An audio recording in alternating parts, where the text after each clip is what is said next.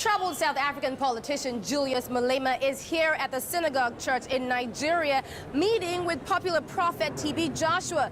Now, Malema, the founder of the Economic Freedom Fighters Party and a former ANC youth leader, is following in the path of other beleaguered politicians and seeking divine favor and intervention from the man of God. Okay, Google, can I have the recipe for a strawberry banana smoothie?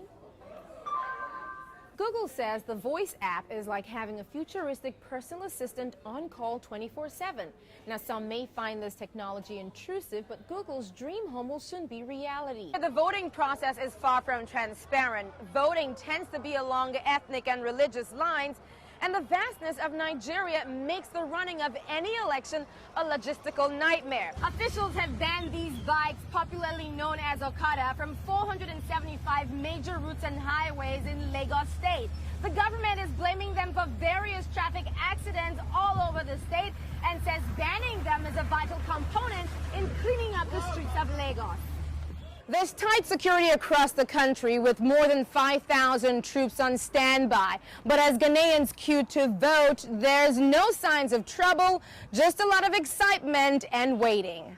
Adequate infrastructure includes water, electricity, and basic services like trash removal. Judging from the levels here, it doesn't appear to be priority for governments. Now, the World Bank's $200 million would have gone a long way to cleaning this place up. The Gbagi or the Gwari are an ethnic group indigenous to Abuja. Made up of mostly peasant farmers, their troubles began in 1976 when the military government created a no-man's land in the center of Nigeria. The Temple of Pythons is one of the famous stops here in Wida. The snakes have been here since 1863, and sometimes they cross the street to the Catholic Church, and the priest has to bring them back. Many look forward to getting holiday hampers, but with the naira steadily falling, those who would normally come here to get dozens of baskets, well, they're not showing up. Officials were unavailable for an interview, but according to this press release, they're concerned Lagosians are going back to their bad habits of indiscriminately erecting billboards, littering and trampling on beautified sites, and recklessness by commercial motorbikers. Abuses they say are impishly setting the state backwards. The Bring Back Our Girls movement was born out of the frustration of Nigerian citizens who have protested and insist that the government and security forces bring back the girls to their loved ones and families. Mr. President said the Chibok girls are alive. He should bring them for us. That's what I said. He should bring them for us. My daughter is... Today, there are going to be rallies. Many of the participants are going to be clad in red. They're going to be meeting at different parks in the city of Lagos, across Nigeria, and across the world. And they're going to be letting their voices heard, sending a very strong message to the government and to the military that they need to end this saga. It's the first of a series of toll gates going up along this 40-kilometer stretch of road, all located in one municipality or local government. Now, the project is a private partnership with the city of Lagos, and tolling is scheduled to start on Sunday. The military again making yet another surprising discovery. Another group of women, not even the ones that they were expecting to find when they started this offensive on Sambisa Forest.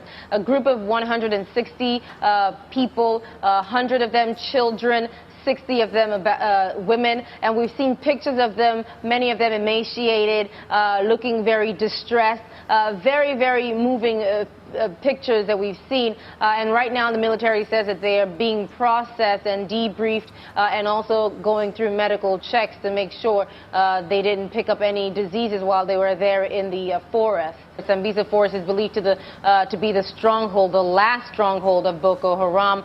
It is also known as a location where they took that group of students that they kidnapped in 2014, in April 2014, the Chibok girls. And that's really who the military was going and hoping to find in Sambisa Forest. That group apparently was the group that was kidnapped in around December 17 from the Gumsuri village. They reported about 185 women and children kidnapped and about 35 villagers killed. Now, this new group of 160, they haven't been identified, but really they were found in about 13 camps in Sambiso Forest, just about going in about 50 kilometers into Sambiso Forest, which is a very large game reserve. They still have more ground to cover, and they feel that having seen what they've seen, that they expect to find more camps and probably more hostages. That's something that many analysts are asking and trying to figure out why the gubernatorial elections, even though it's the more important of the two election cycles because of the influence that these governors wield, why is it that people still don't turn out throughout the day across the country? That has been the narrative for this election, the low turnout. The first results will come out of this polling unit at the end of the exercise at 5 p.m. local, depending on when the last voter is able to cast their ballot. And then it is taken on to a collation center on the local ward level and then on to the state level. So we will be seeing results coming out as early as this evening. Let's start off with those bombs earlier on. What more can you tell us? We're told that that incident happened in Gombe. We're also told that there may be 2 casualties in that incident. They will make their way back to these boxes and cast their ballot. This is where more than 56 million Nigerians who are eligible to participate in this election. This is where they'll be making their decision as to who is going to lead the country for the next 4 years. Are they going to go with the current president, Goodluck Jonathan, or are they going to say that they want new leadership? Again, this line is really long, as you can see, about a block down, and then you have the other one further down. They're ready and waiting. Now, if you tried to travel through this airport earlier today, you wouldn't have been able to walk through this area the way I am doing right now, and these guys would have been able to go through this airport, and that's because there were thousands of people here waiting for the Super Eagles to arrive, and when the Super Eagles walked through that door, it was all cheers for them. After anxious anticipation, Africa's first global black entertainment channel finally goes live, and it promises to tell Africa's story like never before. Welcome to Nigeria. We are going to change up from what you're wearing now. This is just one of the shows lined up on Ebony Live TV. Grandmothers, our great-grandmothers experienced it years back. Africa. The channel will screen movies and African entertainment and lifestyle programs which highlight music, fashion, and design. It's the brainchild of popular Nigerian talk show host and businesswoman Mo Abudu. She's the first woman in Africa to own a cable TV station. This isn't usually the story told about Africans, and we have decided that we want to be on that journey where we tell the African story in a very cosmopolitan, a very Afropolitan way, and that's what we're pretty much doing. If the walls of this cabin could talk, they would tell tales of journeys once fit for a queen.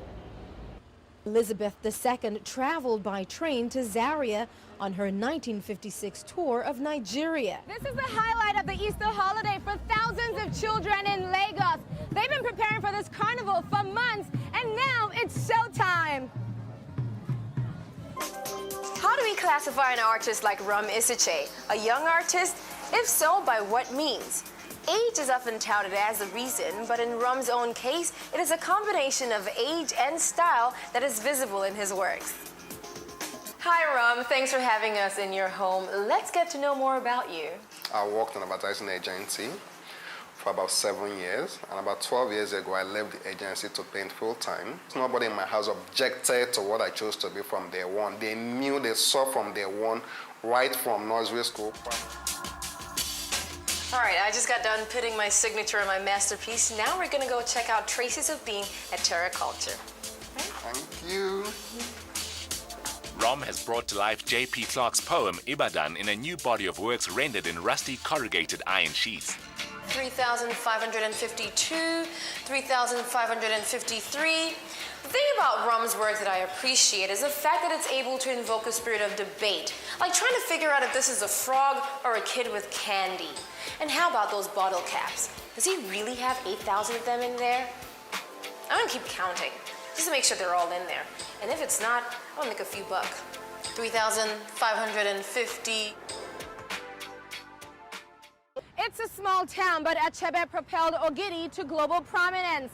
And so it is only fitting that its people are doing all they can to welcome his body home, as leaders and artists from across the world also prepare to pay their last respects.